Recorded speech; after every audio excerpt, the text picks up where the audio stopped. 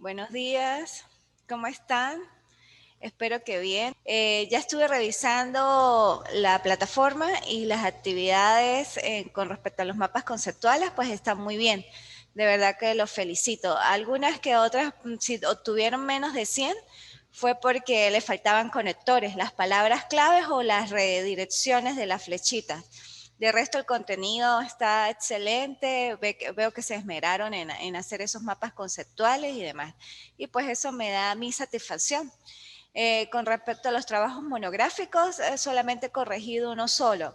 Es muy importante que en los trabajos monográficos, si bien es cierto que tienen base documental, o sea, todo su contenido es base documental, tiene que ser producción. No tiene que ser copy-pegue de tanto de la ley o de los sitios web. Tienen que hacer un análisis, una producción, algo de criterio propio. Si bien es cierto, bueno, como les dije, o sea, la base está en la ley, en los textos y demás, tienen que ustedes también hacer interpretación de eso y hacerlo con sus propias palabras, ¿ok? Que no sea tan copia y pegue, porque pues yo me doy cuenta, ahorita hay muchos mecanismos para saber todo eso por los software que tenemos. Entonces yo me doy cuenta de que solamente lo que hicieron fue copiar y pegar, ni siquiera hicieron un breve análisis de cada párrafo o de cada contexto, ¿ok? Muy importante con eso, porque si yo verifico que es copia y pegue, pues lógicamente que van a tener bajita nota. No es que van a estar aplazados, pero sí no voy a considerar más de 70 de la calificación, ¿ok? Entonces se los digo con adelanto porque ya corregí un trabajo y me encontré con esa particularidad muy bien estructurado, como tiene que ser un trabajo monográfico, su carátula, su índice, su introducción, el desarrollo, las conclusiones, las referencias, pero el contenido pues sí fue netamente copiado y pegado de la web. ¿Okay? Ojo con eso.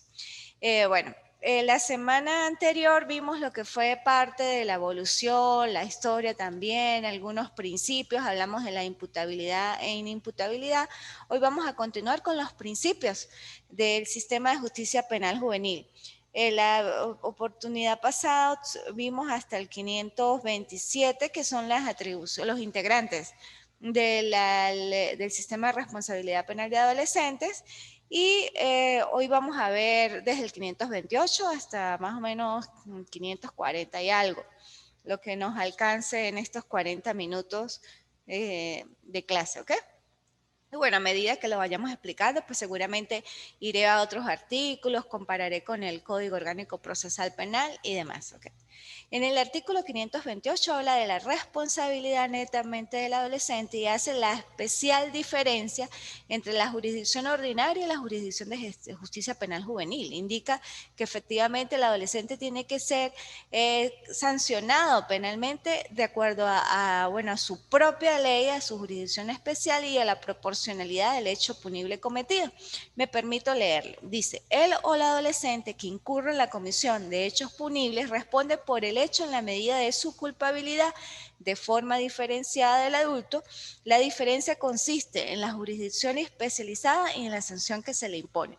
Jurisdicción especializada. Recuerden que el Código Orgánico Procesal Penal habla de dos jurisdicciones, la jurisdicción ordinaria y la jurisdicción especializada. Cuando habla de jurisdicción ordinaria es el sistema de adultos, efectivamente, o sea, el general.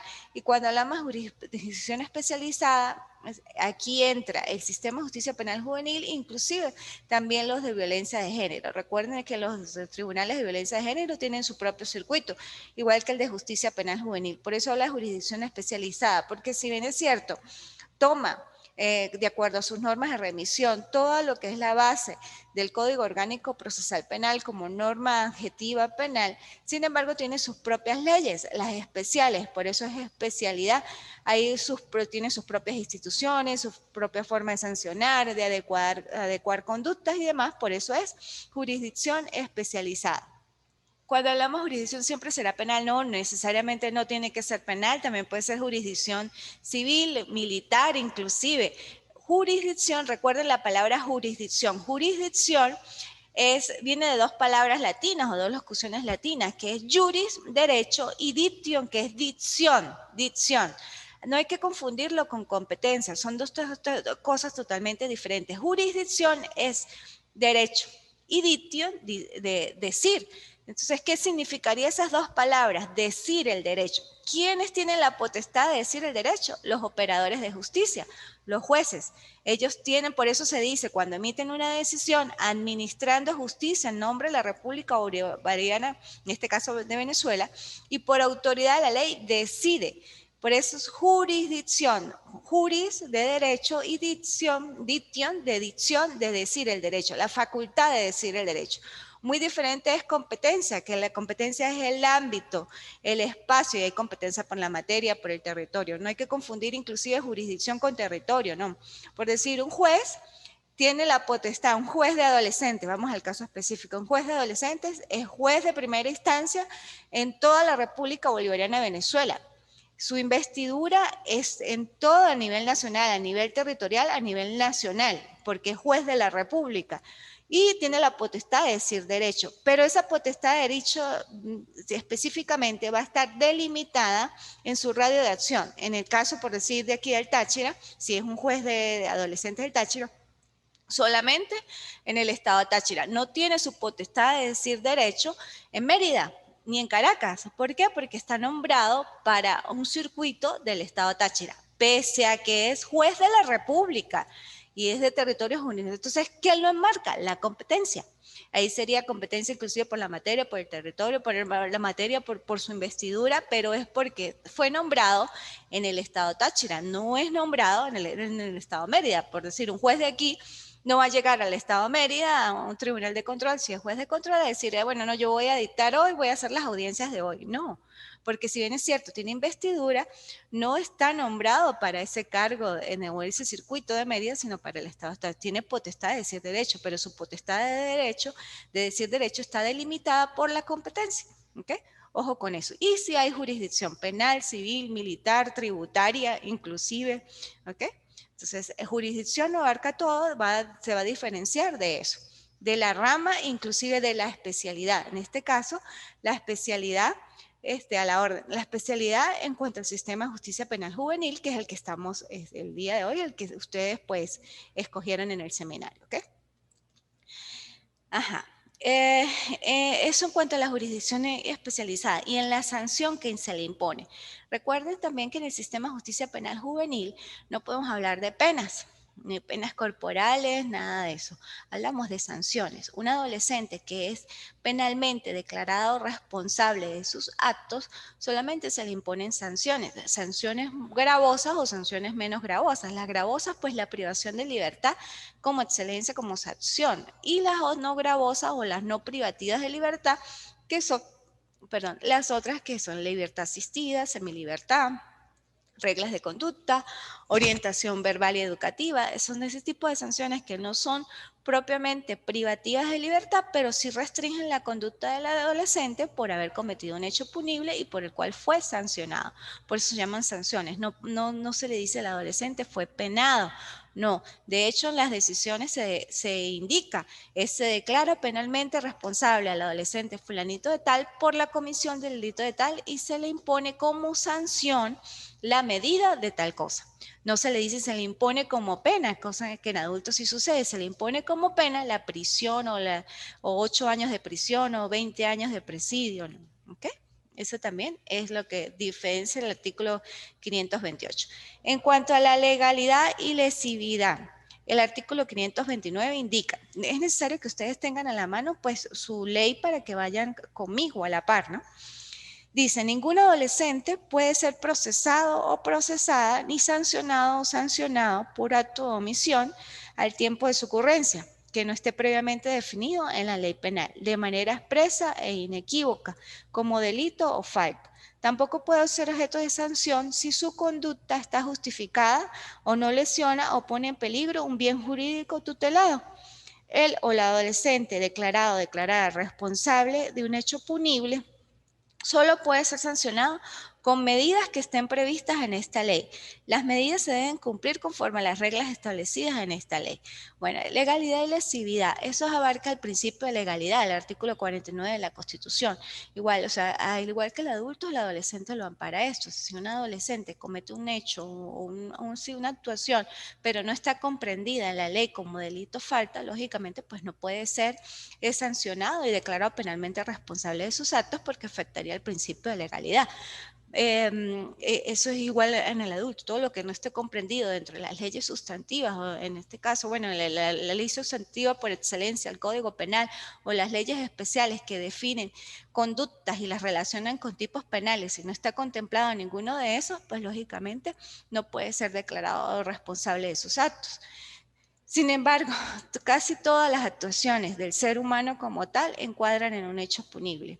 Es muy raro, o sea, que de verdad que algo que cometa el ser humano como tal, o bueno, en este caso que estamos hablando de Venezuela, una actuación no esté regulada o sancionada o penada en algún tipo penal. Casi todo está muy encuadrado. Y cuando la Fiscalía del Ministerio Público, como titular de la acción penal, solicita el sobrecimiento casi siempre es por elementos.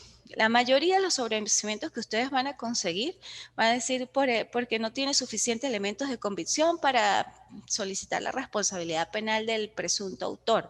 Porque sí puede haber casos de atipicidad, pero son muy pocos, muy pocos. Entonces, tiene que haber algo de verdad que se diga, bueno, ese caso no es típico, ¿no? Es atípico. Y como es atípico, pues lógicamente falta alguno de los elementos del delito, que es el segundo elemento del delito positivo, que es la tipicidad, es atípico y lógicamente si al faltar un elemento del delito, no hay delito. Y pues lógicamente pues no puede ser responsable de sus actos.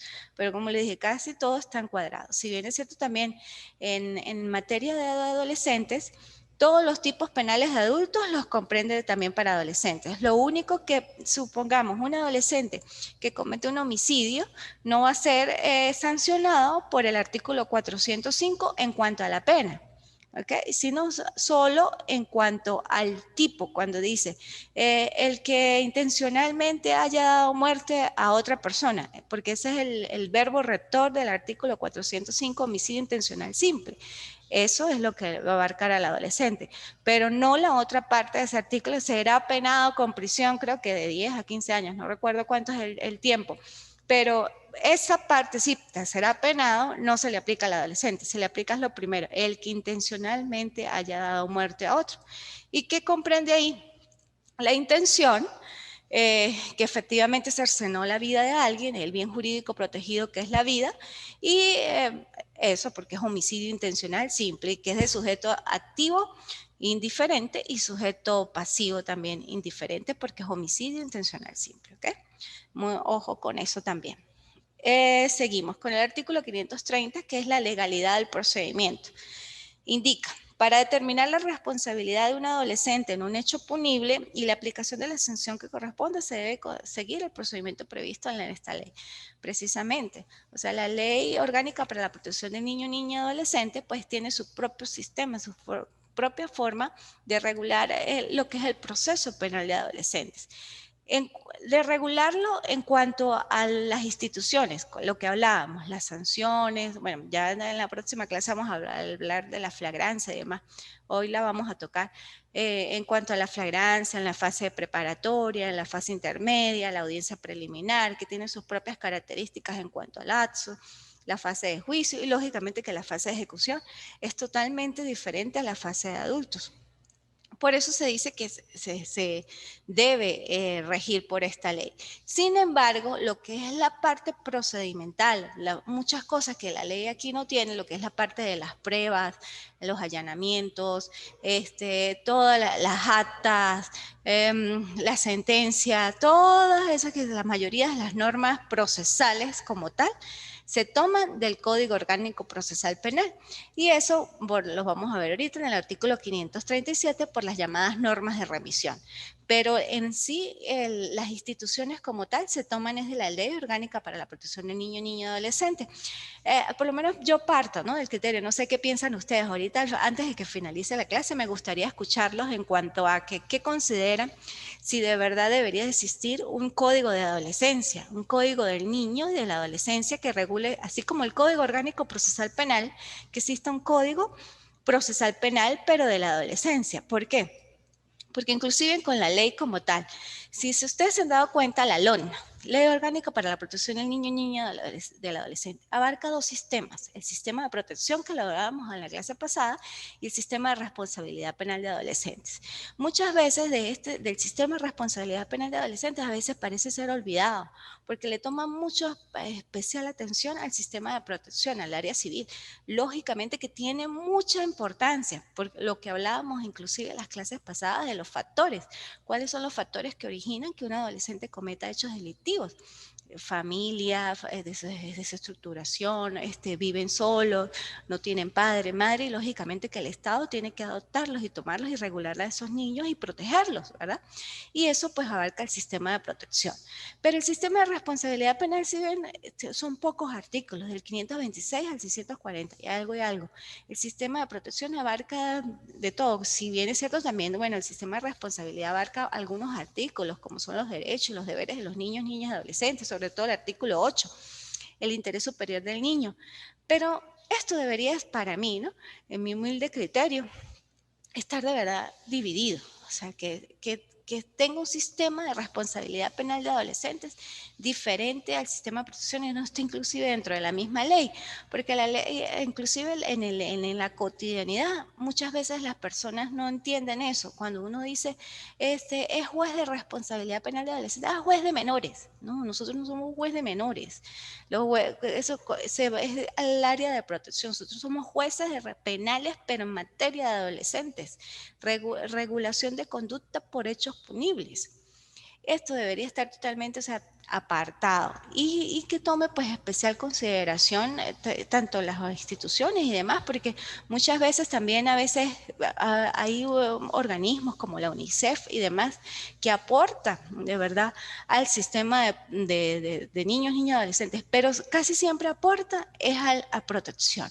Responsabilidad penal de adolescentes como que se olvidan y a veces piensan que es uno solo y todos para protección, el área civil, pero el área penal a veces como que se les pasa por alto y se olvidan de esa área que es tan importante. Es muy importante porque hoy en día hay muchos adultos en situación de criminalidad. Porque hay muchos adolescentes que, habiendo cometido hechos punibles, no fueron de verdad reguladas su conducta como debe ser y vuelven a reincidir. ¿Y cuál es el origen de eso? Para mí, o sea, si un adolescente que está en conflicto con la ley penal efectivamente es educado y regulada su conducta como debe ser, tanto por las políticas públicas como por la propia sociedad, porque debe ejercer el control social y formal, se evitaría totalmente a un adulto en situación de criminalidad. Esa es mi humilde opinión, porque yo lo viví, lo observé. O sea, estuve allí internamente y observé que muchos adolescentes efectivamente reincidían. ¿Pero por qué reincidían? Porque a veces no podemos tener, o los jueces, los operadores de justicia en responsabilidad penal, no pueden tener totalmente el control, y los órganos auxiliares como tal a veces no prestan la atención debida. Y es necesario para un operador de justicia, responsabilidad penal de adolescentes, que tenga todo ese cúmulo a la mano y que lo puedan ayudar con pues, inclusive organismos que se le inyecte al sistema de responsabilidad penal de adolescentes, que haya de verdad un equipo multidisciplinario constituido, que efectivamente se le revise al adolescente y se aplique lo que es la llamada criminología forense, a través de psicólogos forenses, psiquiatras forenses, que se verifique, sexólogos inclusive, porque a nivel del estado de Táchira, y también lo digo con con experiencia, hay muchos delitos de abusos sexuales y abusos sexuales de niños con niñas. ¿Y cuáles son los factores? ¿Por qué no se trata a ese adolescente? ¿Por qué hay tantos abusos sexuales que de verdad, o sea, son fuertes, son delitos fuertes? Lo que yo cuando era juez, lo que es abusos sexuales, homicidios y drogas, o sea, para mí eran uno de los más delitos, bueno, el más fuerte por excelencia es el homicidio, ¿no? Pero igual estos abusos sexuales, yo digo, ¿hasta qué punto también usted como juez puede regular esa conducta del adolescente si no tiene un psicólogo a la mano? Porque a veces uno hace allí de psicólogo, de psiquiatra, de orientador y demás. Pero la idea es que haya un equipo para que efectivamente a ese adolescente sea insertado en la sociedad de manera armónica y pacífica, como lo dice, y y pueda pues, ser regulado su conducta. Ajá, dígame, doctor. Jesús. Buenas tardes, doctora. Muchas Buenas tardes. gracias por darme la oportunidad. Claro. Bueno, sí, mira, yo una de las cosas que me desempeño, bueno, yo soy ingeniero mecánico, soy licenciado en contaduría y bueno, estoy terminando mi carrera de Derecho, ¿no? Ajá. Para mí es una experiencia muy bonita porque yo ahorita tengo 8 meses siendo consejero de protección en materia de niño, niña y adolescente en el municipio de San Cristóbal. Ajá. Y hay algo que pues a mí me ha llamado la atención. Es más, ahorita visualizando este último trabajo que nos tocó entregar el fin de semana, el trabajo monográfico del sistema de responsabilidad penal adolescente, Ajá. observé algo que de verdad yo llamé a mis compañeros y les dije, bueno, estábamos errados porque ni los fiscales ni los jueces que están el día de hoy teníamos conocimiento que un adolescente de 12 años para arriba también tenía competencia penal bajo una normativa, bajo ciertos parámetros. Nosotros pensamos que solamente era de 14 en adelante, como todo el tiempo se ha manejado que de 14 en adelante y que de 14 en adelante. Ajá. Y obviamente pues nos dimos cuenta que sí, desde los 12 tiene competencia entre 6 meses mínimo a 2 años de la misma. Pero de verdad que la falencia que hemos tenido últimamente en el sistema, los fiscales, un fiscal encargado de 7 salas, con un desconocimiento total de la norma, funcionarios policiales con un desconocimiento pero absoluto de la competencia del ámbito territorial, es una cosa abrumadora. Igual, bueno, los jueces han sido un poco más ajustados a la norma, pero en fiscalía es una locura, una competencia, una revictimización de los niños, niñas y adolescentes en esta materia. Pero visualizamos que en el tema de violaciones, casos de acoso, de actos lascivos, se está presentando algo muy extraño. Bueno, los cuerpos policiales se están lavando las manos con nosotros, los consejeros de protección, que no tenemos ninguna competencia en esa materia, porque eso ya es ámbito penal, ya hay un abuso, es un tipo de denuncia distinta, y hasta el tema de medicatura forense para la realización de la misma. ¿Cómo hacer para que los cuerpos policiales que tienen esa materia, que tienen salas especificadas, que tienen sitios especificados como, por lo menos el CCPC lo tiene en materia de niño, niña, adolescente y la mujer, igual lo tiene la Policía Nacional, no lo asumen y están quedando los casos por ahí solos, sueltos, porque no se atreven a hacer la denuncia, porque dicen que tienen los calabozos full, que esos prisioneros lamentablemente van a ir todos sabemos lo que les va a pasar cuando llegan con este tipo de casos lamentablemente a los calabozos, y nos lo dejan a nosotros en el aire, bajo una responsabilidad que lamentablemente ni el IDENA ni la Defensoría del Pueblo tampoco saben qué hacer. Y así, para de contar, yo podría hacer toda la historia, porque se puede imaginar aquí en San Cristóbal, todo lo que nosotros visualizamos en esa materia, Hospital Central. El viernes hicimos un procedimiento y nos tuvimos que llevar a una mamá detenida porque del Hospital Central te llegan cédulas que quieren que nosotros les avalemos el parto sin ningún tipo de identificación. Y cuando Sí, efectivamente, ingeniero, es así. Pero recuerde entonces, que... mi pregunta es cómo hacer nosotros para que el sistema, que usted lo decía ahorita, se necesita un sistema integral que debería de existir, psicólogos, trabajador social, la verificación de todo eso. No lo hay, no lo tenemos nosotros, no tiene tribunales, no lo tiene nadie, y hay un sistema acéfalo. Es decir, hay un sistema de responsabilidad penal acéfalo de la realidad como debería de funcionar. Exacto, es así. Bueno, yo pienso que primero se necesita presupuesto, lógicamente, ¿no?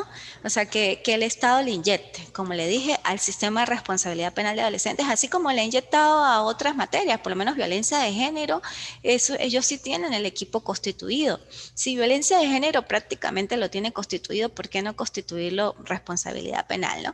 Claro, eso son cuestiones propias internas, también de presupuesto, de infraestructura como tal. Nosotros, si usted ha ingresado al sistema de responsabilidad, al circuito de aquí del Estado Táchira, de verdad que a veces da como como tristeza porque no tenemos la adecuación suficiente. Bueno, yo no tenía porque yo renuncié hace ya como 3 meses.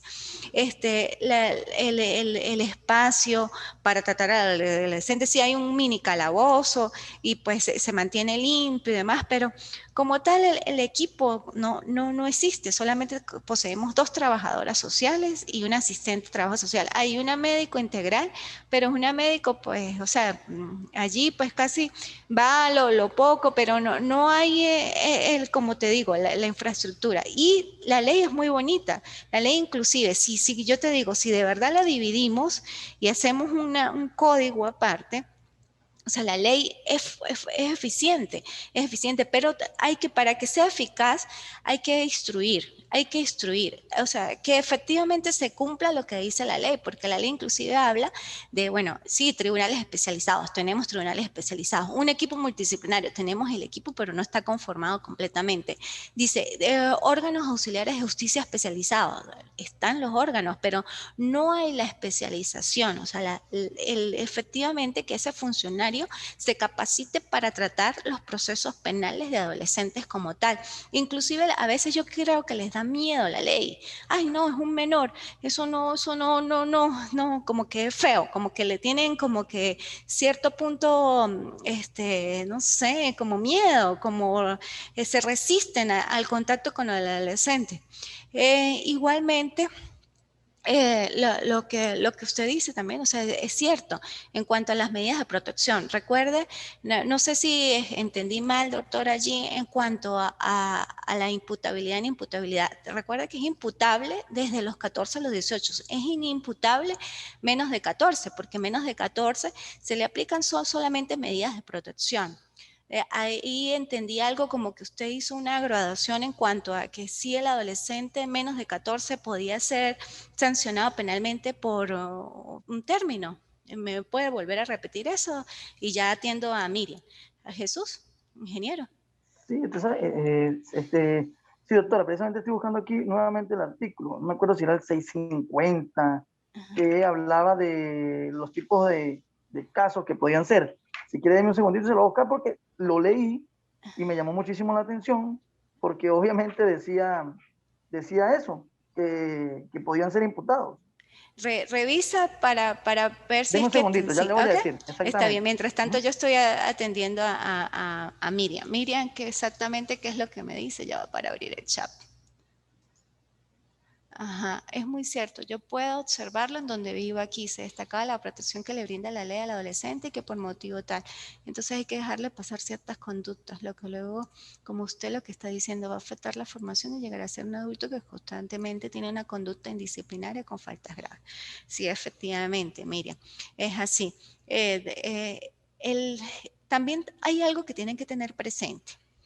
Y con esto también soy enfática. No solamente hay que decir que el papá Estado o el Estado es el responsable de todo. No, también somos nosotros como seres humanos, como padres, como orientadores, como hermanos y demás, que no regulamos la conducta de esos adolescentes. Porque desde que ese adolescente, ese niño va en proceso de evolución, hay que tenerlo con cuidado, vigilado, porque ellos son así como las esponjas, absorben todo lo que ven. Y si ellos están observando una conducta indecorosa o que no es recta como el derecho, sino es contraria al derecho, ellos van a asumir eso como que es bueno y no es así.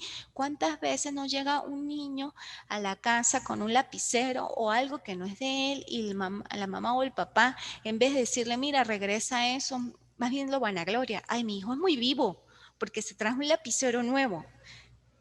Y, o sea, yo lo he oído, lo he visto, y pues yo no soy mamá, de verdad, pero yo siento a esos niños como mis hijos. De hecho, en todo el tiempo que estuve en responsabilidad penal de adolescentes, yo los veía como mis hijos, yo los trataba de una manera de poder tratarlos de ayudar. Y qué satisfacción me daba a mí cuando yo en la calle me decía, doctora, por sus palabras, mire, estoy estudiando derecho. Por sus palabras, estoy estudiando medicina. Yo recuerdo que hubo un caso como en el 2011 un homicidio y ese adolescente, bueno, sí, lo hizo, sí, estuvo, lo pagó, por decirlo. Salió en libertad como en el 2013, 2014, porque en esa época era hasta 5 años. No con beneficios, porque no podemos hablar con beneficios, sino por los instrumentos que le fueron favorables, efectivamente. Y pues bueno, salió en libertad, se le dio la oportunidad. Hoy en día es médico. O sea, sí se puede, sí se puede. ¿Y cuál fue una de las palabras que él me dijo? Doctora, recuerdo la vez que usted me impuso la sanción y me dijo que yo tenía la posibilidad de ser mejor y que lo que pasó, pasó, que yo tenía que pedirle perdón a Dios, efectivamente, a la persona que lo hice, que sí, no justifico, me dice él, mi conducta, pero yo puedo ser mejor, yo con la ayuda de Dios, de toda la sociedad, yo puedo ser mejor. Y hoy en día es médico. Y sí se puede, no podemos tampoco estigmatizar y señalar a alguien porque cometió un hecho punible, un delito, sí fue de los más feos, pero va a ser así toda la vida, podemos regenerar, pero también es por parte de nosotros y de los operadores de justicia que están allí, no es ir a aplicar la ley de manera exegética y decirle, sí, mire, usted está sancionado, usted cometió el homicidio, tiene como sanción 10 años de privación de libertad, ya. Ajá, pero ¿por qué no nos tomamos el tiempo y le decimos al adolescente, mire, efectivamente, de tratarlo de concienciarlo, usted cometió un hecho punible que es de una naturaleza de las más graves, póngase en el lugar de la otra persona, de las víctimas, que sienta empatía. ¿Qué es empatía? Ponerse en el lugar de la otra persona y sentir que lo que hizo fue malo y que a mí no me gustaría que me hicieran eso o que me gusta, o a mi familia. Darle ese sentido de conciencia, que sí se puede, pero que el operador de justicia y que los órganos auxiliares del Estado y los fiscales del Ministerio Público se tomen ese tiempo de hablar con ese adolescente infractor y que se le aplique la ley con el peso de la ley, que efectivamente, pero que también haya parámetros de conciencia en ese adolescente, ¿ok?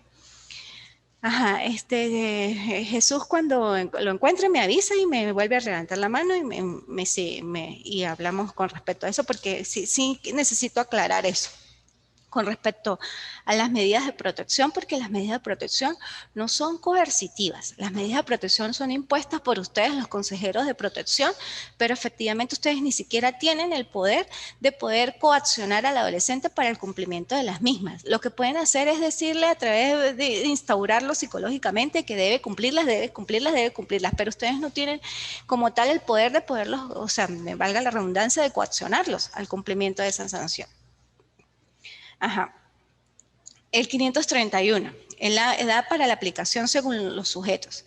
Me permito leer, dice, las disposiciones de este título serán aplicadas a todas las personas en edad comprendida entre 14 y menos de 18 años al momento de cometer el hecho punible, aunque en el transcurso del proceso alcancen los 18 años o sean mayores de esa edad cuando sean acusados o acusadas. El ámbito de aplicación de 14 y menos de 18, o sea, 17 años con 364 días, ¿ok? Menos de 14 inimputables, y ahorita lo vuelvo a explicar. Ese es el ámbito de aplicación de la ley según los sujetos. El 532 habla de lo que estaba hablando el ingeniero Jesús en cuanto a los niños, adolescentes menores de 14 años, y dice, cuando un niño adolescente menor de 14 años se encuentre en curso en un hecho punible, solo se le aplicarán medidas de protección de acuerdo a lo previsto en esta ley. Parágrafo primero. Si un niño, niña o un adolescente menor de 14 años es sorprendido o sorprendida en flagrancia por una autoridad policial, esta dará aviso al fiscal del Ministerio Público especializado, quien lo podrá dentro de las 24 horas siguientes a la orden del Consejo de Protección de Niños, Niñas y Adolescentes. Si es un particular quien lo sorprende, debe ponerlo de inmediato a disposición de la autoridad policial para que ésta proceda de la misma forma. Parágrafo segundo. Cuando del resultado de una investigación o juicio surjan serias evidencias de la concurrencia de un niño, niña o un adolescente menor de 14 años en un hecho punible, se remitirá copia de lo conducente al Consejo de Protección de Niños, Niñas y Adolescentes. El Consejo de Protección de Niñas, Niños y Adolescentes deberá notificar dentro de las 72 horas siguientes de haber conocido el caso a la Dirección Estatal del Instituto Autónomo del Consejo Nacional de Derechos de Niños, Niñas y Adolescentes para su conocimiento. ¿Ok? Ahí me está indicando que todo adolescente que cometa un hecho punible menos de 14 años debe ser remitido al Consejo de Protección por su proceso, sí, dependiendo de la autoridad, que en todo caso lo sorprenda flagrancia o no en la comisión de ese hecho delictivo. Pero si es menor de 14 años, pasan las actuaciones a la fiscalía elabora pues las actas como tal y se las pasa al Consejo de Protección. Casi siempre es así. El Consejo de Protección impone medidas de protección. Estas medidas de protección no son coercitivas, son medidas de protección en cuanto a regulación de conducta de que se porte bien. ¿Okay? Pero no son coercitivas como tal. No sé si el ingeniero Jesús ya consiguió la norma. Ajá, seguimos entonces con el 534, error en la edad. Si en el transcurso del procedimiento o en la ejecución de la sanción se determina que la persona investigada o imputada era mayor de 18 años al momento de la comisión del hecho punible, se remitirá lo actuado a la autoridad competente. En caso de procesarse a alguien como adulto siendo menor de 18, se procederá de igual forma. Si resultare menor de 14 años, vuelve indica la remisión, se hará el Consejo de Protección de Niños, Niñas, Adolescentes. Ok. Sí, retrayéndome un poquito al artículo anterior, si el adolescente, estando en proceso penal de adolescentes, cumple sus 18 años, igual es jurisdicción especializada. Muchas veces las personas preguntan, pero cumplió ya 18 años, ahora se le castiga por la de adultos. No, cometió el delito siendo adolescente, su proceso y su jurisdicción es la especializada. Sigue procesado y sancionado y demás como adolescente. Así ya tenga 18, 20, 21, ¿qué ha pasado? Ahorita como se subió, bueno, en el 2015 se estableció un lapso mayor de privación de libertad a los 10 años, pues pueden haber adolescentes hasta de 22, 23 años todavía cumpliendo una sanción como adolescentes, pero ya son adultos. Igualmente lo indica el 534 error en la edad. Que sucede es algo también muy común, ¿no?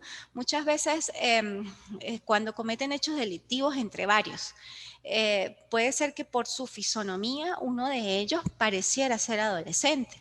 Y para ellos diría, sí, como adolescente, no me aplican dosimetría penal, nada de eso, o sea, dependiendo de lo que hagas, hasta 10 años lo más alto.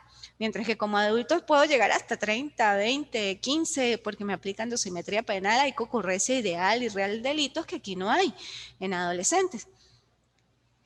Que si no tienen cédula, ni demás, y modo de identificarse en el momento de la aprehensión, los órganos actuantes, pues bueno, le dicen, ¿cómo se llama? Va a decir Pedro Pérez, edad 17. Ajá, dijo 17 y pareciera que por su fisonomía sí es menor de edad, porque bueno, puede ser que tenga 18 cumplidos y su estructura ósea sea así como de 17. ¿Qué hace el funcionario policial? Se presume adolescente. Inclusive la misma ley lo dice, más adelante lo vamos a observar, se presume adolescente. Si hay error en la edad, se presume adolescente y pues lógicamente se dividen las actuaciones, se envía copia certificada al tribunal, la fiscalía primero, de eso, y se separa la causa, adultos y adolescentes. Llega adolescentes y allí pues se observa o hay algún rastro, algún indicio, o la misma padre o madre llega y dice, no, él no es adolescente, o se demuestra, porque la verdad siempre sale a flote, eso es mentiras de que, como decía mi mamá, entre el cielo y la tierra no hay nada oculto, y es así, entre el cielo y la tierra no hay nada oculto y siempre se sabe. Se observó que en el transcurso del proceso ese adolescente que no se identificó como adolescente no era adolescente, sí era adulto. ¿Qué hace? Se decreta la nulidad de las actuaciones, pero la nulidad de las actuaciones de lo que hizo el tribunal especializado, el tribunal de control. Siguen vigentes las demás. ¿Cuáles demás? El acta policial, las entrevistas, los avalúos, todo lo que conformó el expediente en el momento de la aprehensión. ¿Qué es nulo? Las actuaciones, que es la audiencia de flagrancia, el nombramiento de defensor, todas esas actuaciones que emitió el tribunal. Se sigue en todo caso pues decretando, manteniendo y remitiendo las actuaciones rápido al tribunal de adultos para que se le haga la audiencia de presentación. Lo mismo ocurre en adultos. Si la persona o el presunto imputado estando o queriendo estar con su grupo o con su pandilla en la audiencia, en la aprehensión, dijo, no, es que yo soy adulto, por estar con los demás. porque ha pasado también, y por estar todos detenidos en el mismo sitio. Después, en el transcurso del proceso, se da cuenta cuando llega el acto conclusivo fiscal que le van a poner 20 años o más.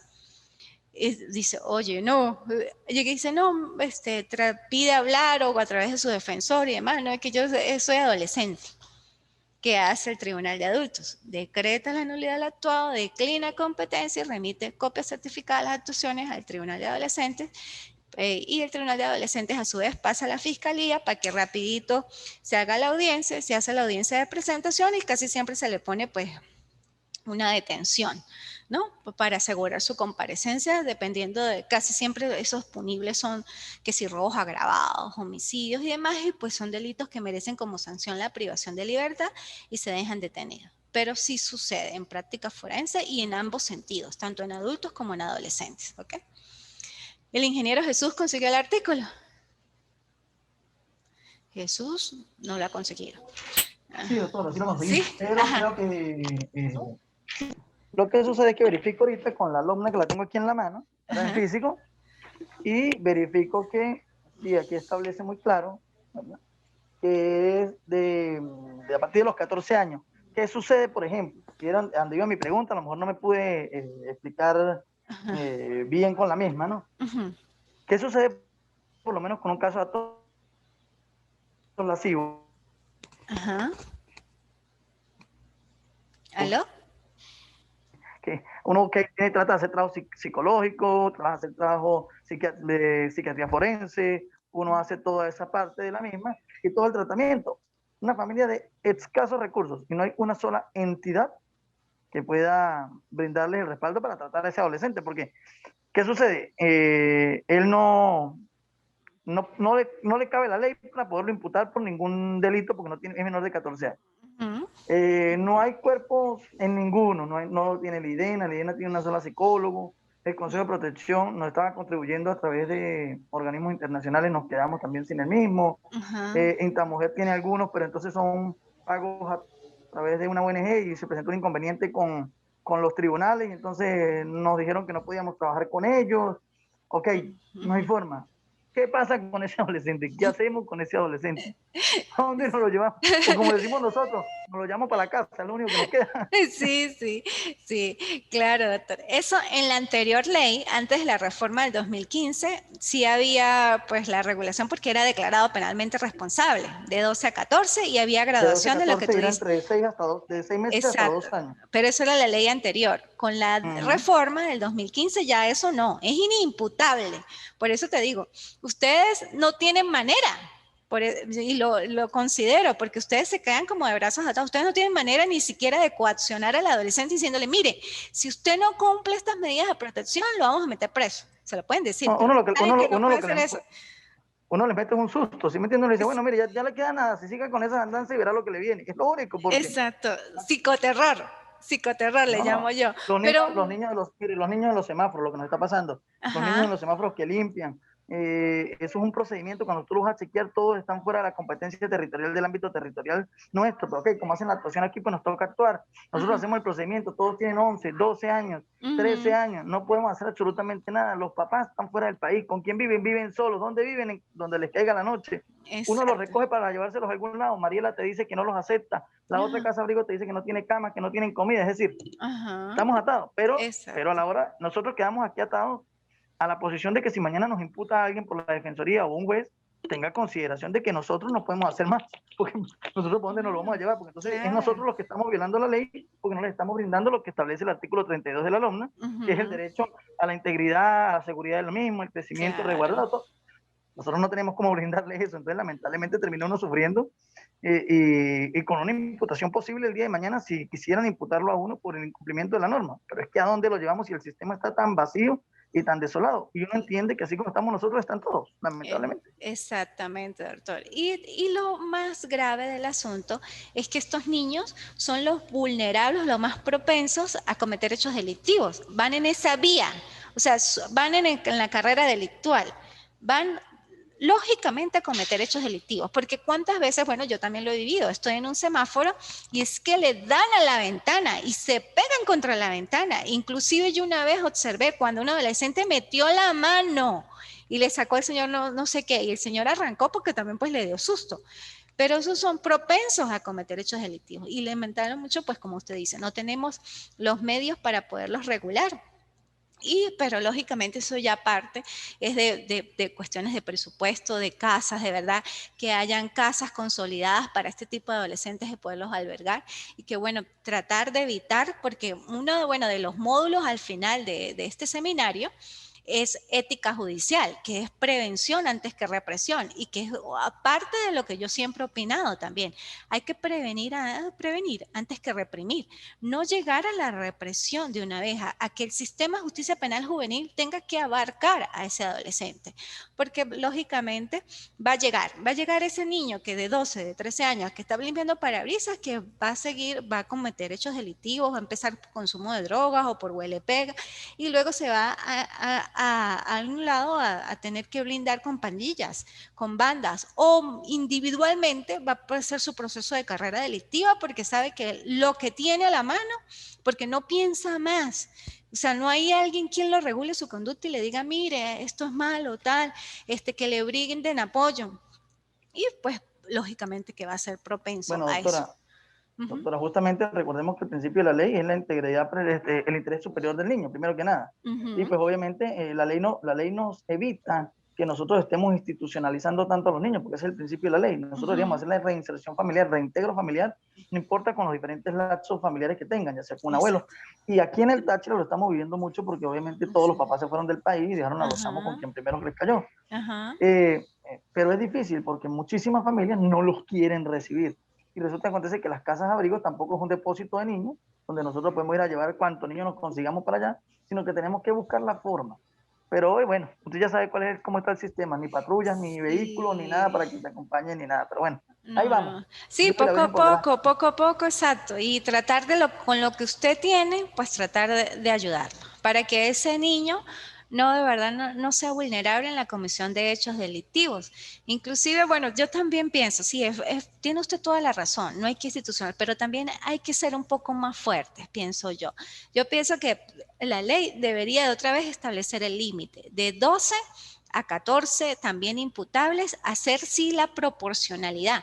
Efectivamente se tiene conciencia de que la madurez biológica y su proceso de evolución de uno de 12, de 13, es diferente a uno de 14 y de 15. Bueno, hacer esa distinción y proporcionalidad, pero sí tiene que ser declarado penalmente responsable, porque también es por experiencia, y más aquí en el estado de Táchira, cuántos adolescentes de 12 y 13 años no han cometido hechos punibles hasta de homicidio. Inclusive adultos buscan estos adolescentes de 13 y 14 años para cometer hechos aterradores porque saben que son inimputables. Yo pienso que otra vez hay que estar regular y volver a bajar el margen de imputabilidad e inimputabilidad. E inclusive,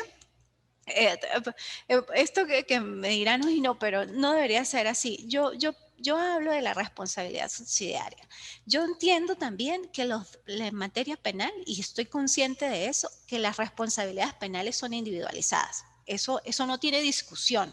Usted cometió un delito como adulto o como adolescente, bueno, en el grado de imputabilidad, usted es el responsable.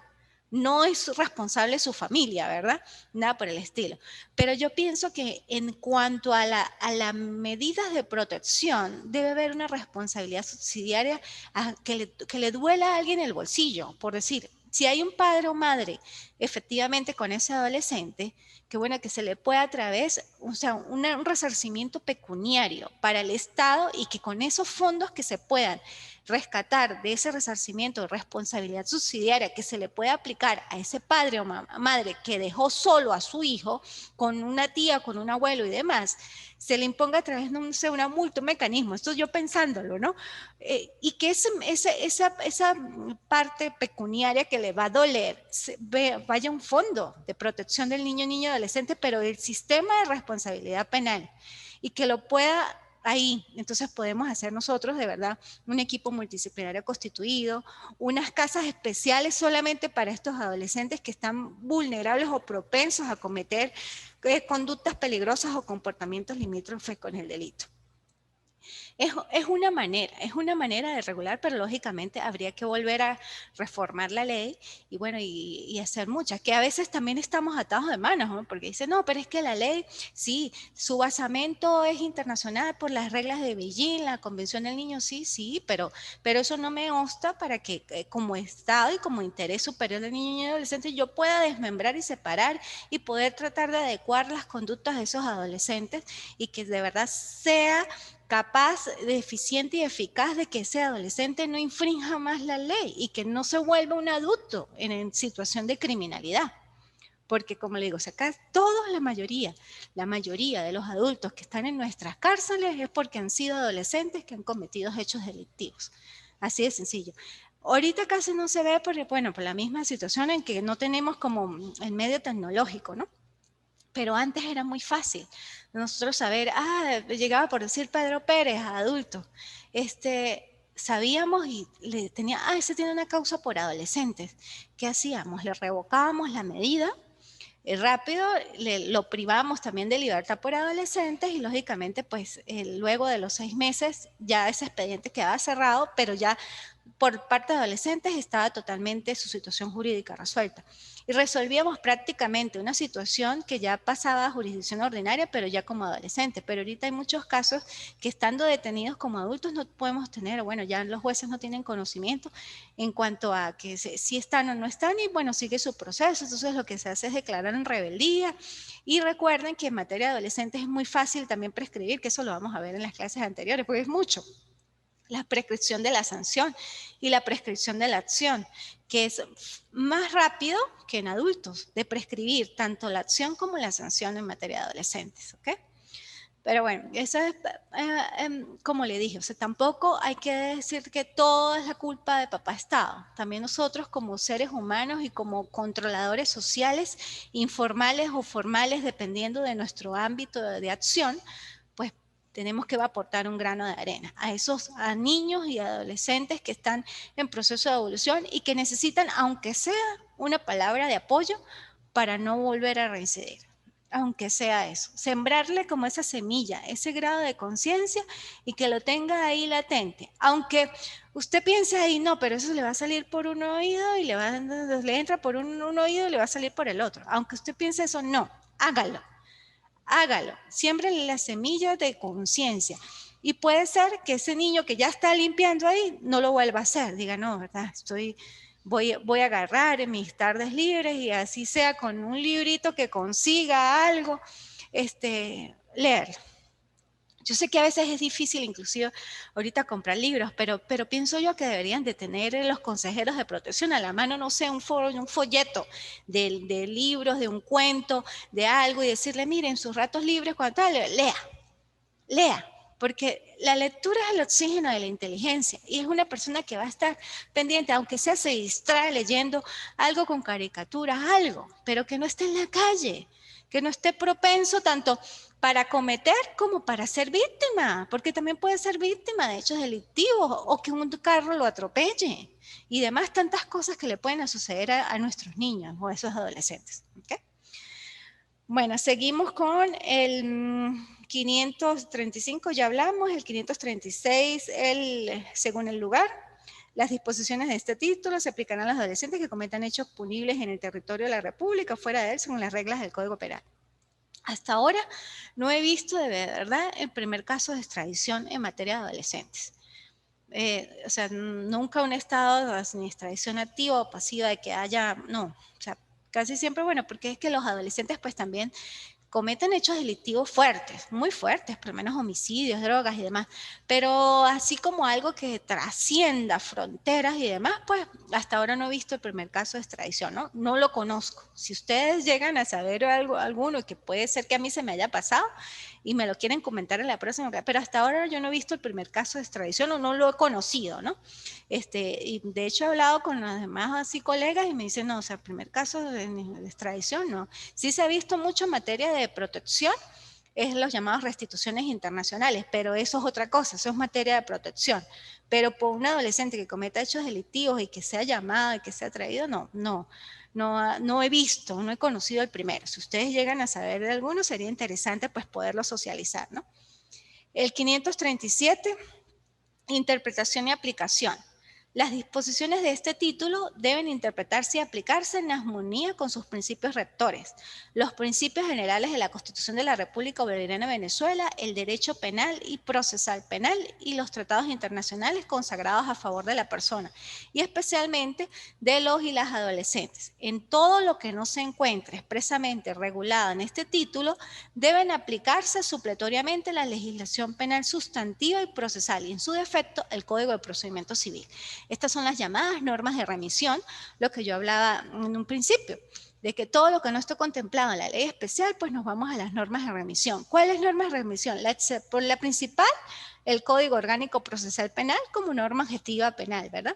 Y las otras que también se usan, Código de Procedimiento Civil, Código Civil y demás, que muchas veces se usan, que también ha bajado inclusive esa forma porque ya todo como que se ha vuelto muy mecánico. Pero antes también había muchas, por decir, solicitudes de entregas de vehículos, de teléfonos celulares, de motos y demás, y habían a veces partes o intervinientes o personas que peticionaban eso y había conflicto entre ellas, eran dos o más de dos. Cuando hay ese tipo de situación, pues se aplican normas de remisión en cuanto al Código de Procedimiento Civil y Código Civil en los procedimientos de tercería por entrega de objetos. Y son normas que se aplican porque, bueno, la ley no lo consagra. El código orgánico de manera así general, pues uno aplica esas normas de remisión para hacer una entrega de un bien que está siendo solicitado por diferentes personas, pero que hay que entregárselo a la persona que tenga la cualidad efectivamente de propietario. Y se aplican ese tipo de tercerías y de incidencias para poder solventar ese tipo de situaciones. ¿Okay? Igualmente, todo lo que no esté aquí ni en el código, pues otras para inclusive los juicios, pues pruebas y demás, se aplican las normas supletorias, las normas de remisión y la principal, pues el Código Orgánico Procesal Penal, lo que hablábamos, todo lo que es el proceso de pruebas, de allanamientos, inspección de personas y demás, todo se verifica, es por allí. ¿Okay? Ya, bueno, ya vamos a empezar, ya hablamos todos de los principios, como las bases, lo fundamental. Ahorita vamos a entrar a las garantías fundamentales que son parecidas también para los adultos y que también están establecidas constitucionalmente, ¿okay? En la Constitución de la República Bolivariana de Venezuela, pero que también las poseemos y están totalmente establecidas en la Ley Orgánica para la Protección del Niño, Niña y Adolescente, en la sección tercera, a partir del artículo 538. El primero es la dignidad. Me permito leerlo. Se debe respetar la dignidad inherente a la persona humana, el derecho a la igualdad ante la ley, la integridad personal y el libre desarrollo de la personalidad. Ningún adolescente puede ser limitado o limitada en el ejercicio de sus derechos y garantías más allá de los fines, alcances y contenidos de las medidas cautelares o definitivas que se debe imponer. Esto es parte de los derechos humanos. ¿Cuál es la base de los derechos humanos? La dignidad humana. Y esto está relacionado con eso, o sea, al adolescente, igual como al adulto y como cualquier persona, pues se le debe respetar su integridad, su dignidad humana y bueno, darle el trato adecuado. Y más si es adolescente, pues atendiendo a esos principios y garantías constitucionales y a los especiales establecidos en la ley, en cual su proceso especializado con sus jueces naturales, con un órgano especializado, con una sanción, con su proceso de juicio educativo, que es el derecho a ser informado y demás. Esas garantías establecidas pues en la propia ley. ¿Okay? Proporcionalidad, el 539. Las sanciones deben ser racionales en proporción al hecho punible atribuido y sus consecuencias. Ajá, me voy a detener un poquito ahí. Las sanciones deben ser proporcionales al hecho punible. La ley regula, que también lo vamos a ver después, pero tengo que tocarlo aquí, cuáles tipos penales merecen como sanción la privación y cuáles no. Todos los contemplados en el 628 son los que merecen privación. Homicidio, salvo el culposo, lesiones gravísimas, abuso sexual, droga en mayor cuantía, sicariato, terrorismo, todos los contemplados en el 628, asalto a transporte, esos que están allí. De todas maneras, luego cuando lleguemos a fase de ejecución, yo le leo bien ese artículo 628, pero para que tengan una idea, lo que no esté contemplado allí, no merece como sanción la privación. Se dirá, un porte. Es muy común las personas a veces que se detienen por un porte de arma, sea arma blanca o casi sea arma de fuego. ¿Qué pasa con ese adolescente que tiene un arma? Y lógicamente pues no tiene la legalidad para poseer esa arma y es adolescente. Sí, flagrancia, detenido. ¿Pero qué? Medida cautelar. Y luego más allá, como sanción, no privación, sino reglas de conducta o libertad asistida o una orientación verbal y educativa. Más nada. Dirá, pero con un porte puede cometer, sí, puede cometer un hecho punible dependiendo pues de la actuación, ¿no? Pero ese adolescente pues no va a ser privado de libertad por un porte. ¿Okay? Un robo arrebatón, que pasa mucho. Está hablando la persona por el celular o con su cartera y pasa un motorizado y guácata, el celular, la cartera, y lo agarran más allácito, y sí con el objeto, pero es un robo arrebatón. Y ya, sí, detenido, pero libre al otro día. En adultos es un poco más difícil porque sí están detenidos. Un robo propio, que hubo fuerza allí en la ejecución del acto y se comprometió parte de la integridad física, no va a quedar detenido. O sea, todo lo que no esté en el 628 fuera de lo de allí, se le aplican son sanciones no privativas de libertad proporcionales pues a la ley y a su estado. Igualmente, si es un homicidio, es de 6 a 10 años, límite inferior 6, máximo 10. Por un homicidio, como juez no le puedo colocar 2 años, 3 años. Bueno, si pudiera, y también eso lo vamos a ver luego por las pautas del 622, pero la ley me indica que es de 6 a 10. La ley me indica de 6 a 10, pero tan garantista es la ley que yo puedo inclusive cambiar una sanción de privación de libertad que me está solicitando la Fiscalía del Ministerio Público por una sanción no privativa de libertad, porque vamos a los principios rectores y holísticos de la ley y de los fines de la ley, que es un adolescente que está en proceso de maduración, que su maduración biológica es diferente a la de un adulto y que como es diferente, pues lógicamente tiene que ser tratado diferente. Sí, estamos claros en eso. Un adolescente tiene, pero también hay que ser un poco duros con ellos y aplicarles la ley y no ser tan dóciles. Porque también, o sea, ellos tienen que sentir el peso de la ley, de que efectivamente, como le hablaba César Beccaria, de los delitos y de las penas. Comete un hecho punible, efectivamente tiene que ser castigado y dependiendo de ese hecho punible, pues tiene que ser sancionado. Y bueno, esta es la proporcionalidad, pero hay que ser muy, como te digo, o sea, delicados y hasta fuertes y bueno, y tener bastante conocimiento en el momento de aplicar una sanción y ver la trascendencia en la aplicación de la sanción. Porque si bien la ley me daba a mí como juez la potestad de poder cambiar una sanción de privación a una sanción no privativa, independientemente del punible, por decir un homicidio, una violación, que eso es muy raro, pero sí puede suceder que un juez lo haga, pues lógicamente, ¿cuál va a ser la trascendencia? Yo puedo hasta generar impunidad con respecto a eso. ¿Dónde quedan las víctimas? ¿Dónde queda la otra parte que se cometió el hecho punible? Ese es el equilibrio que debe existir, la balanza. Por eso no se habla que la justicia sea ciega, porque la justicia no es ciega. La justicia, cuando en su venda, es la garantía de la imparcialidad. Esa es la venda de que debe tener la justicia, la garantía de la imparcialidad, que yo ajusto la norma, el derecho, con base a la justicia y a la equidad. No puedo emitir un pronunciamiento separada la una de la otra, y esa es la balanza. Entonces, como operador de justicia, yo tengo que saber la trascendencia de una decisión y hasta qué punto mi decisión puede comprometer inclusive la vida de las demás personas y de la colectividad, porque solamente como juez, el juez no debe ver que está siendo garantista del justiciable, sino también el juez debe velar por el que está fuera en la calle, más los penales, por el que está allá, porque también debe pensar de que su familia está alrededor y que está en la calle y que le puede suceder lo mismo.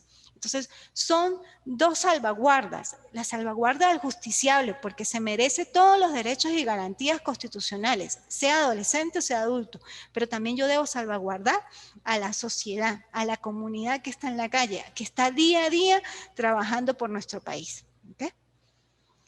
¿Cómo vamos? A ver, les pregunto, porque he hablado y hablado. Jesús, Sugeli, Rafael. Muchachos. Bueno, doctora, yo porque yo siempre le pregunto, realmente me estoy empapando, usted me está puliendo más a detalle estas cosas. Yo en toda mi vida en el funcionario público en muchas áreas, y pues ahorita en esta área yo siempre lo digo, ¿no? Yo tengo 25 años en la administración pública, tengo 40 años nada más, pero desde los 15 he trabajado en la alcaldía de San Cristóbal y he ocupado, gracias a Dios, le vienen todos los cargos. Fui alcalde encargado de la ciudad de San Cristóbal, fui concejal, fui presidente del consejo, he sido director de la gobernación, de la alcaldía. Pero en esta materia tan específica, yo sí me quise meter en este diplomado, porque bueno, esto fue un reto para mí en una nueva área que yo estaba estudiando, de derecho, y me gustó esta área, me encanta para servirle a la gente. Claro. Ah, bueno, Y no, de me verdad, gusta. ¿Y cómo sí me he explicado bien? ¿Sí me he hecho llegar? ¿Sí me he hecho sentir? ¿Sí? es mi papá. Ah, bueno, me alegra, ingeniero. Pero, Ajá, gracias. Ah, ahora Rafael. Rafael, te escucho. Rafael levantó la manita. Desactiva el audio, si quieres. Ajá. Buenos días, doctora. Buenos días. Yo trabajo por Gobernación del Estado con la gobernadora Laide Gómez. Ajá. Presento a talento humano, presupuesto de gastos. Pues sí, en cuanto a los menores, aquí en el barrio yo vivo por Barrancas, muchos menores que hacen robos por aquí, por estos sectores, y la policía, como digamos, sin presencia, ¿no? Porque como tú también estás diciendo, roban las cosas y no se le ve ningún, digamos, un control jurídico, voy a decir así, en lo Ajá. cual debería de haber para ellos, ¿no? Una ley donde debería ser una sanción fuerte y a la vez, pues, que no perjudiquen a los demás. Exacto. Y con respecto a, sí me he hecho explicar, así, alguna duda, alguna sugerencia con respecto a la materia, porque también ustedes tienen que evaluarme a mí y decirme, no, profe, mire, va muy rápido, no entiendo esto, qué sé yo. ¿Cómo? Legalmente la materia, pues sí, muy bonita. Bueno, no es mi rama que yo quiero trabajar, ¿no? Ajá. No es mi, pero sí uno aprende porque uno tiene que aprender a tenerla adelante. ¿Qué Ajá. problema puede usted personalmente puede tener? Que la ley de la vida cambia muchas cosas. Claro, es así. Hay que conocer como la raíz y para llegar a la parte de adultos. Ajá, bueno, entonces seguimos otro poquito, porque yo creo que yo me pasé de los 40 minutos, pero vamos a seguir otro poquito. No sé que si ya están cansados, No, ¿no? para nada, porque no, yo no. Ah, bueno, entonces vamos a seguir como con 2 o 3 artículos más. El 540 habla de la presunción de inocencia. Esto es una garantía constitucional fundamental establecida tanto en el Código Orgánico Procesal Penal como pues, en la ley especial. Efectivamente, pues se presume la inocencia del o del adolescente hasta tanto una sentencia firme no determine la existencia del hecho y la participación culpable del imputado o imputado imponiendo una sanción. Lo que es una garantía general inclusive. Se presume inocente hasta que no haya una sentencia firme que demuestre lo contrario. Eso también es para la parte de adultos, para la parte de adolescentes. De hecho, siempre desde que inicia el proceso penal, en una flagrancia que se coloca, se califica la flagrancia en la aprehensión de Pedro Pérez por la presunta comisión del delito de robo agravado. Ahí es presunta. Luego, cuando pasa a fase intermedia, sigue siendo presunta hasta que el adolescente considere, bueno, si en fase intermedia, en la audiencia preliminar, consideró que él era responsable y admite hechos. Si admite hechos en la audiencia preliminar, pues hay que hacer una sentencia definitiva por admisión de hechos y se colocaría, se declara penalmente responsable al adolescente Pedro Pérez por la comisión, ahí ya por la comisión del delito de robo agravado. ¿Ves?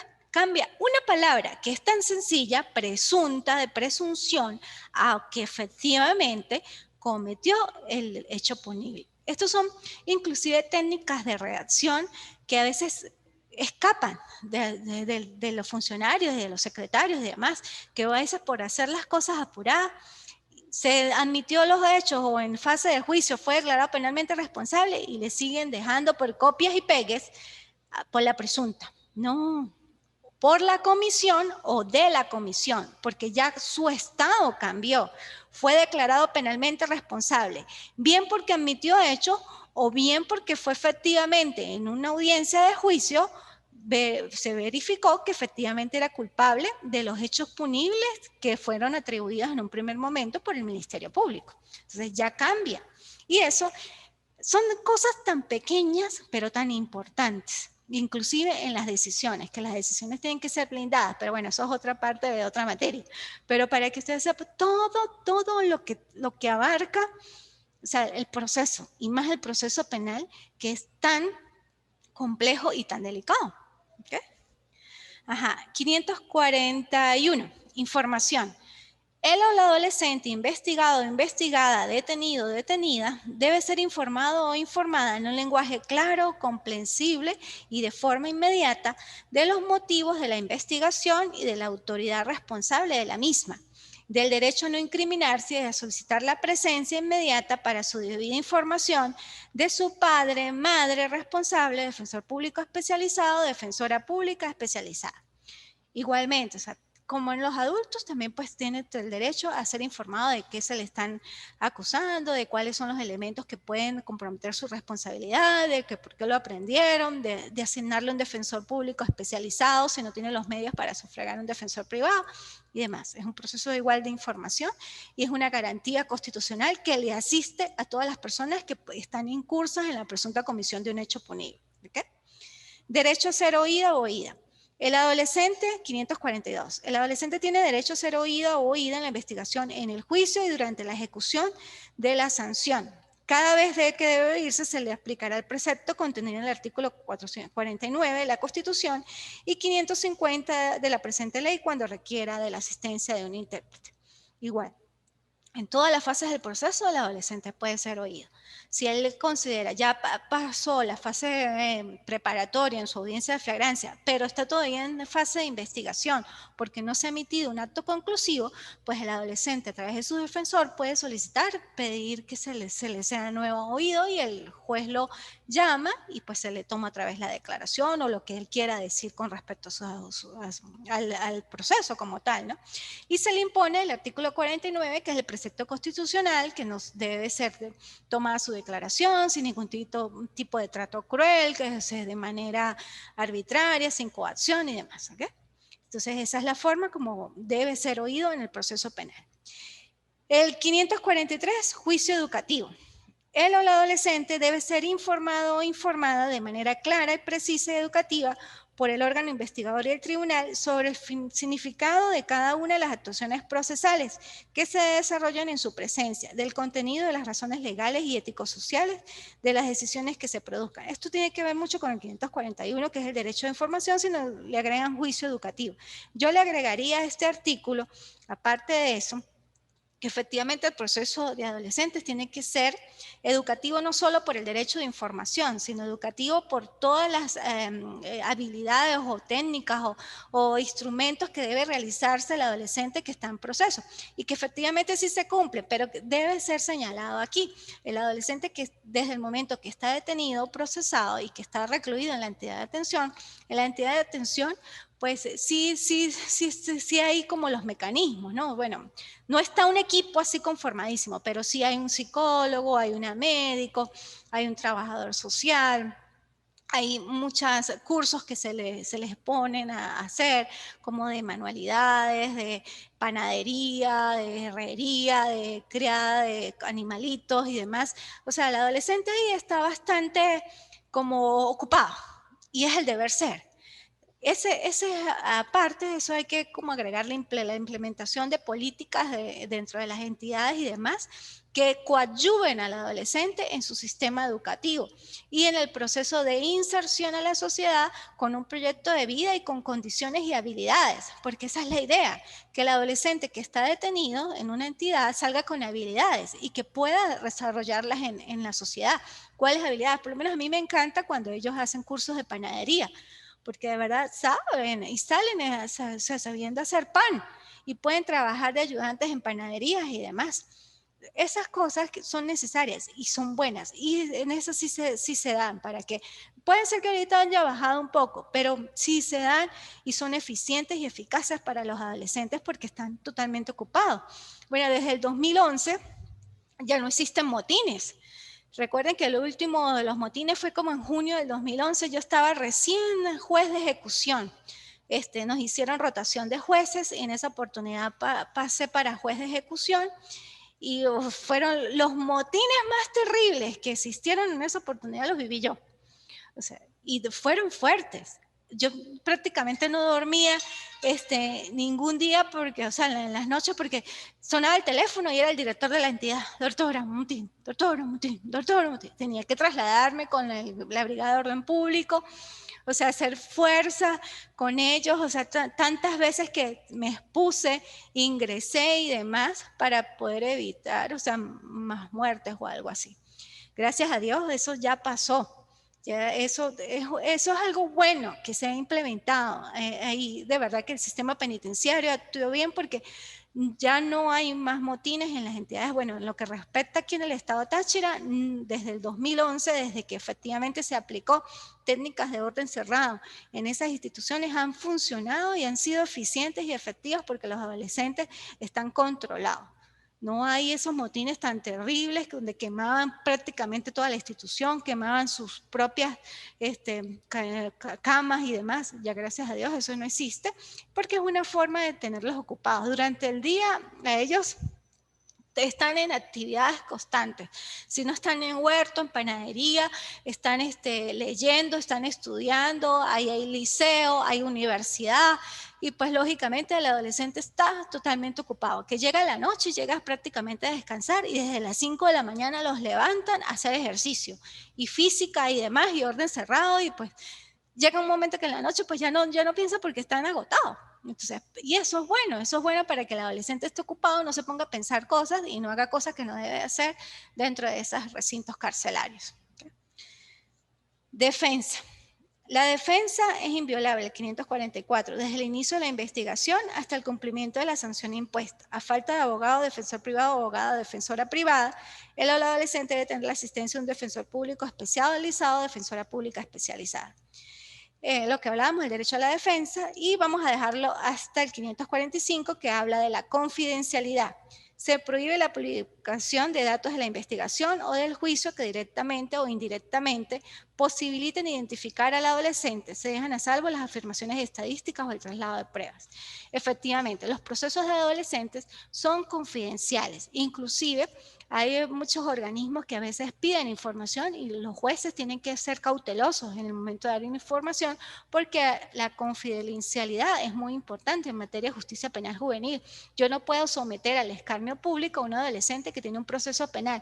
¿Por qué? Porque a los adolescentes inclusive no les quedan antecedentes penales.